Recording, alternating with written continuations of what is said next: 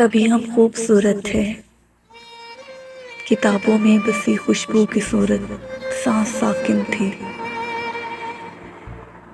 بہت سے انکہے لفظوں سے تصویریں بناتے تھے، پرندوں کے پروں پر نظم لکھ کر دور کی جھیلوں میں بسنے والے لوگوں کو سناتے تھے، جو ہم سے دور تھے لیکن ہمارے پاس رہتے تھے۔